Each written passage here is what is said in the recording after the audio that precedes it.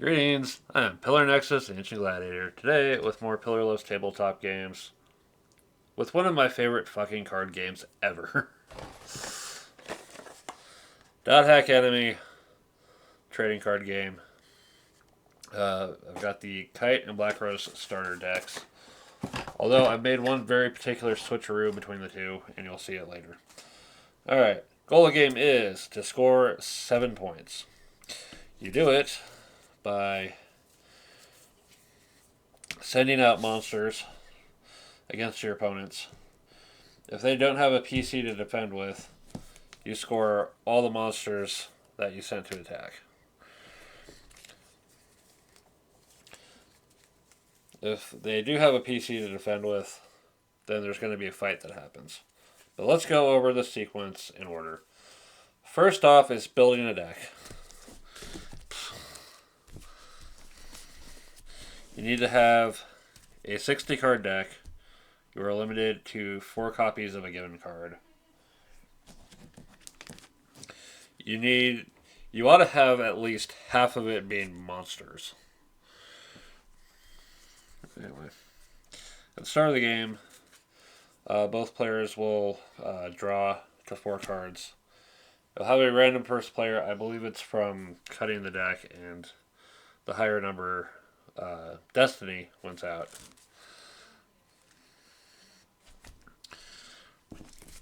So on your turn, you will draw 1 card and then reconcile to 5.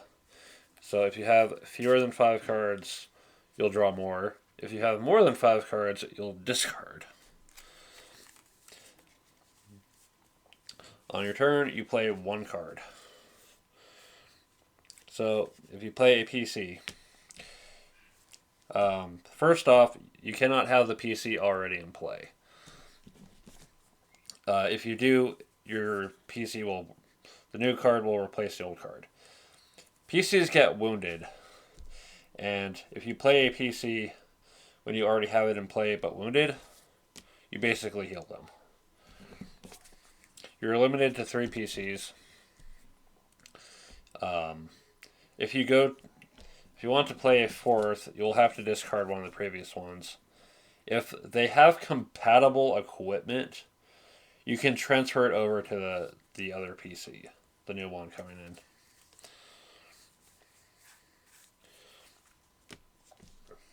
PCs are your defense against your opponent's monsters. So doing this sooner rather than later is probably a big help. Alternatively, if you already have PCs in play and you have items that actually go on them, a PC can have 1 weapon, 1 armor, and if there are other subtypes of items, those as well. This water spear only goes on a long arm. It is also a level 1 item. In order to play higher level items, you'll probably need to replace lower level items, but some items have ways to kind of cheat their way past. But it costs big time.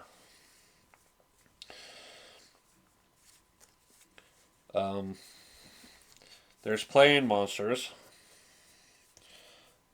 Monsters may say storable, in which case they go to your portal, and they'll have a condition to bring them out.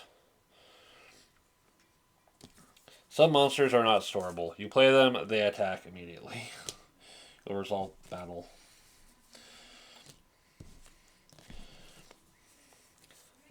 Some have requirements, such as sacrifice a goblin.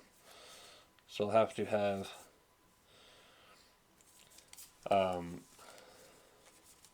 a goblin probably waiting in the portal.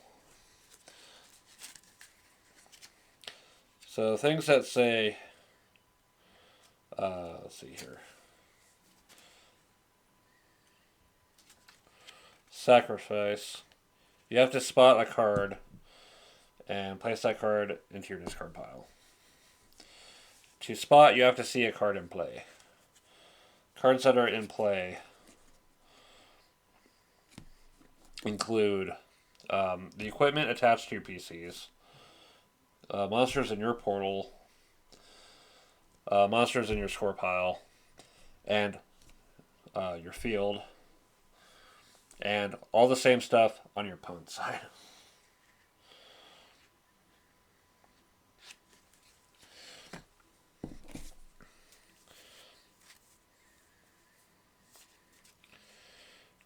And then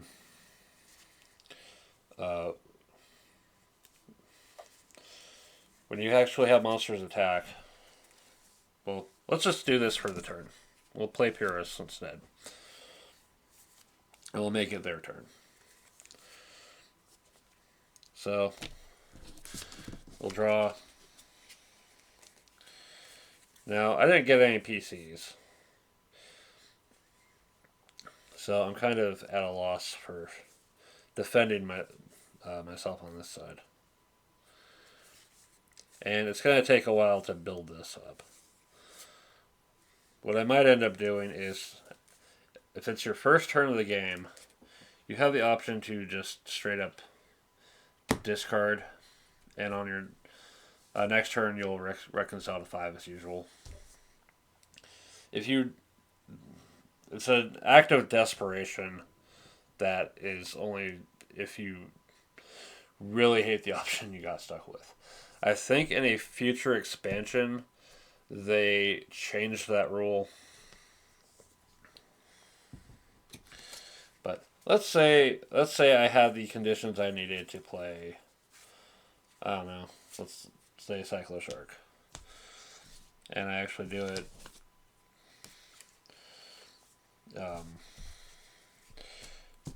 It's just fighting by itself. Okay, how the fights are going to resolve. First off, every monster that's able to attack is going to attack. Stuff that is stored and attacks when, let's say a fish attacks, it's going to come out and fight. At first, monsters will be assigned to PCs 1-to-1. I believe the defender has the option to either completely avoid the fights and just let you score them. In which case you'll get the reward.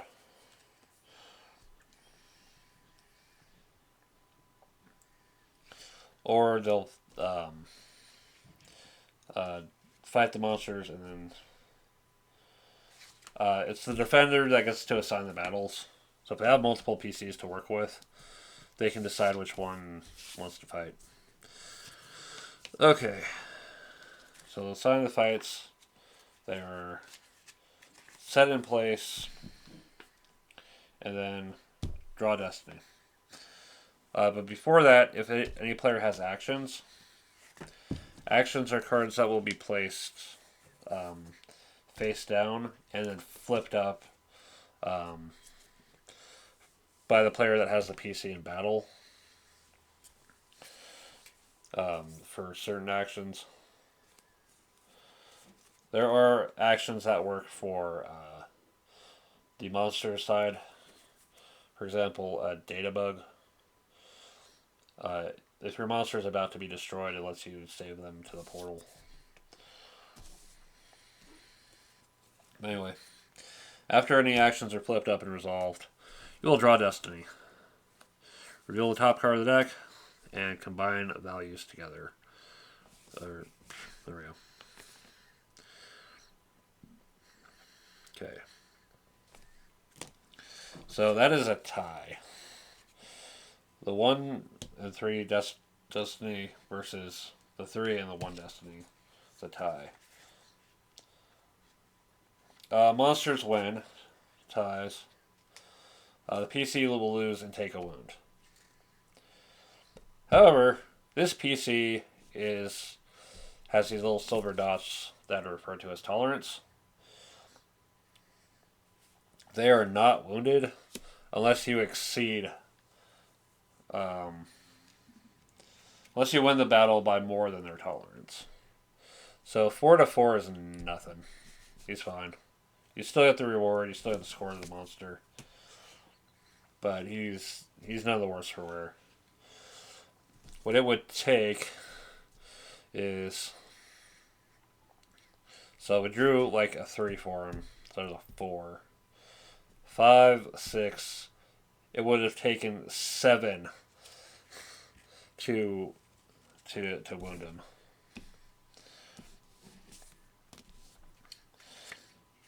If the PC ended up with a higher total, the monster would have been discarded. Anyway, after drawing Destiny, your card goes to that card goes to the discard pile. But let's see if I scored. Okay. After any fights are resolved and the rewards are claimed for monsters, if a player has 7 points in their score pile, they'll win. Otherwise, the game continues. There's another way to end this game. If one person's deck is out, that is the last turn of the game. The player with the most points in their score pile wins. If there's a tie, the game ends in a draw. And what you're supposed to do is play best of 3. If you draw your last card and then you find yourself in a position where you need to draw Destiny anyway, you go ahead and shuffle and then draw Destiny as usual. Just know that that's the end of the game. Other cards that come into play or happen. Events, they're not featured in the starter decks, but they're just a one-shot. You do this, it happens, it's discarded. Next turn. The other is the field card. If you play a field card and there's already a field card in play, the old field card is discarded regardless of whose it was.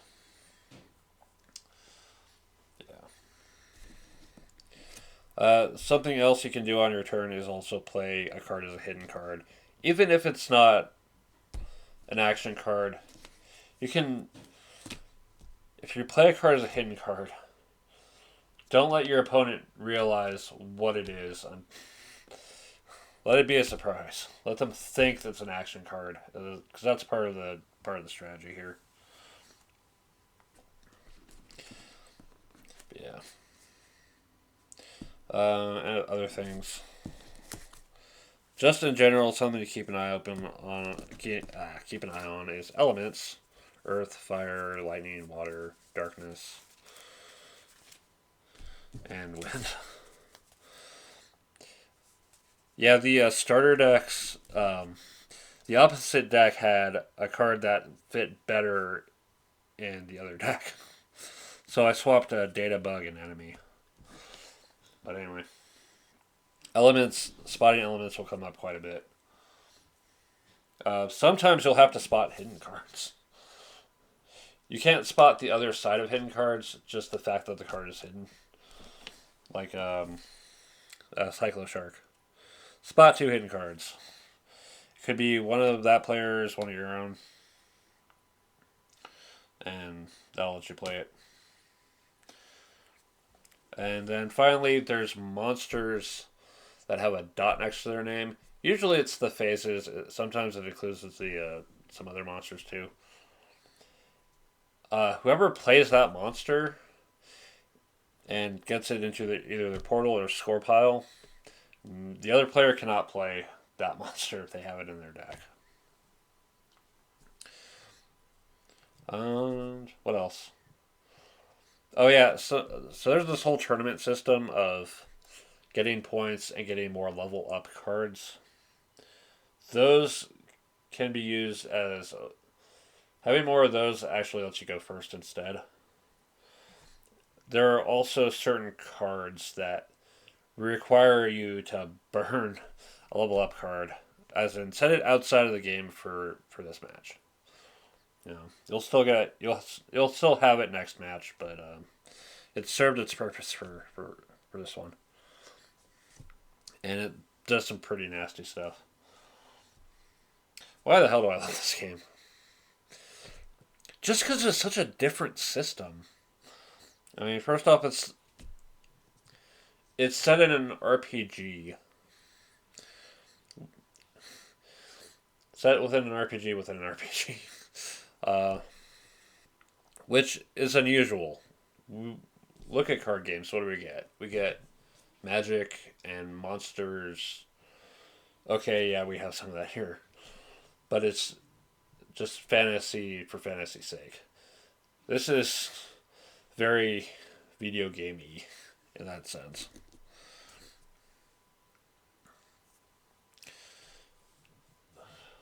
Also, the character art is kind of nice. The monsters coming straight out of the game is pretty cool too. Although the one issue that comes up is the usual palette swap issue that comes with most games for monsters. I remember getting some cards for like the last few sets, and it's like they are really running out of material because it's now not just one monster; it's a squad of monsters as a card, um, which is going to happen with any licensed properties. You're going to run out of material somehow, someday. But yeah, this is the one time I've ever won a card game tournament ever. It was the first tournament I won a freaking T-shirt with the dot hack enemy of. It's basically this on the front, and then on the back was "Are you my enemy?" Which other people thought was pretty cool. Although someone made a Rage Against the Machine reference, and that was kind of cool too.